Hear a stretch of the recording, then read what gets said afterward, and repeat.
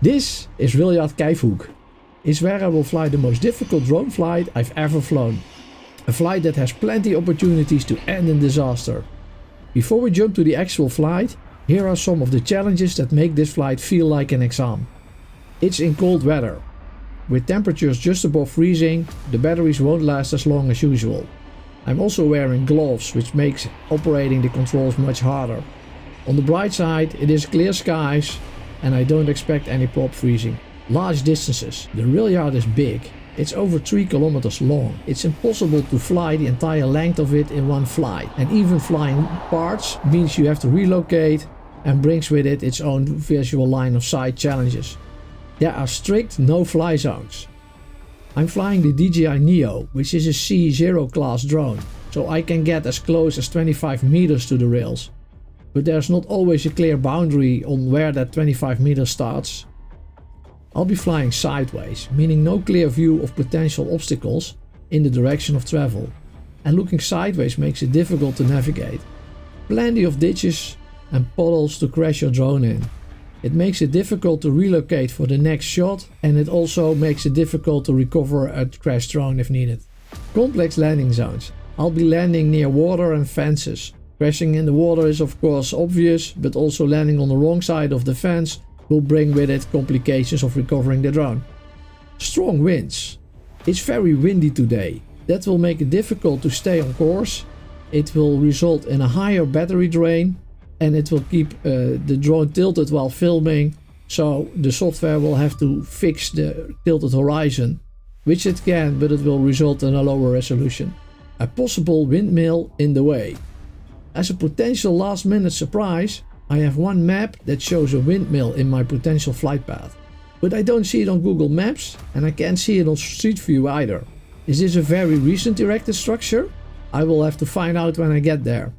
Turns out, this is the very small windmill I was concerned about. Before we jump to the actual video, hit the like and subscribe button.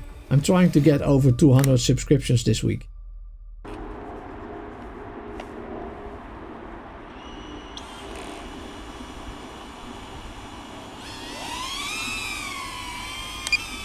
From above, it almost looks endless. Steel lines stretching toward the horizon, parallel, precise, relentless. This is Kijfhoek, the largest freight marshalling yard in the Netherlands, a place most people will never see, but one that quietly keeps Europe moving.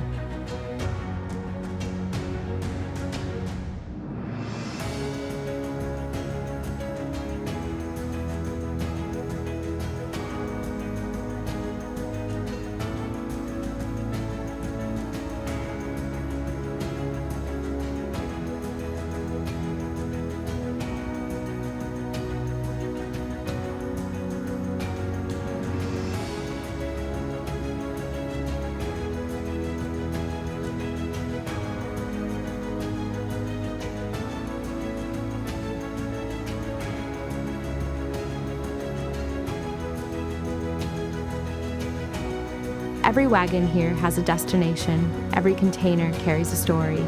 Cars, chemicals, steel, food. Cargo that arrived through the Port of Rotterdam, now waiting to be sent deeper into the continent. But freight trains don't simply arrive and leave intact. Here they are taken apart, rearranged, reassembled, like a giant mechanical puzzle.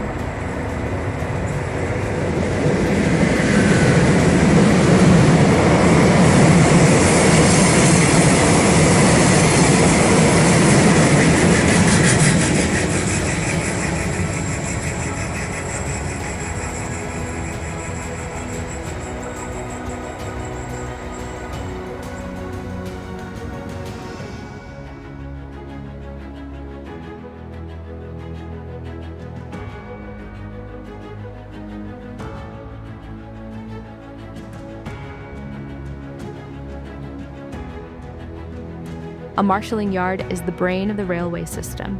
Incoming trains are split into individual wagons. Each one is sorted by destination. And new outbound trains are built, wagon by wagon, bound for Germany, Central Europe, and beyond. Controlled chaos, engineered precision.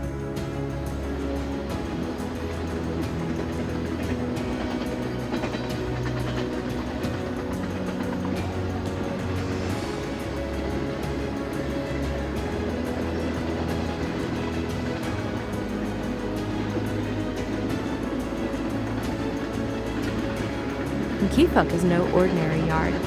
It connects directly to the Betuweroute, the dedicated freight corridor from Rotterdam to Germany, a railway built specifically for cargo, heavy trains, long distances. Passenger traffic just quickly passes on the side. It's one of Europe's most important freight arteries, and this is where it all comes together.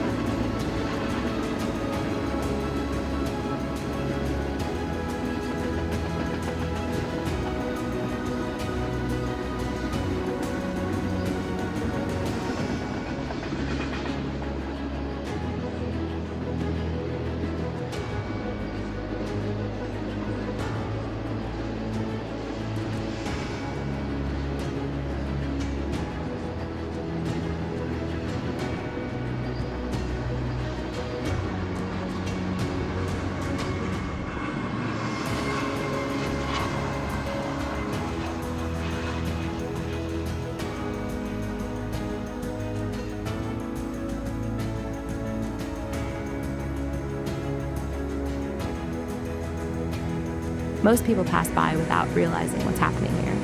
But every train that leaves this yard carries more than cargo. It carries connection between ports and factories, between countries, between economies.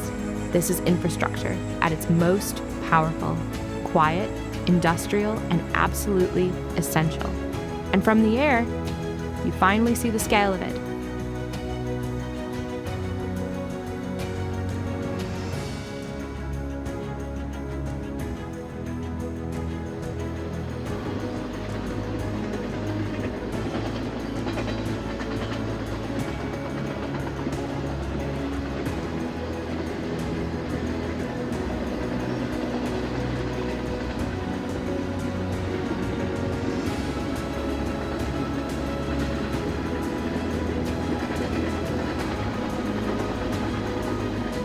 Notice the Rotterdam skyline in the distance.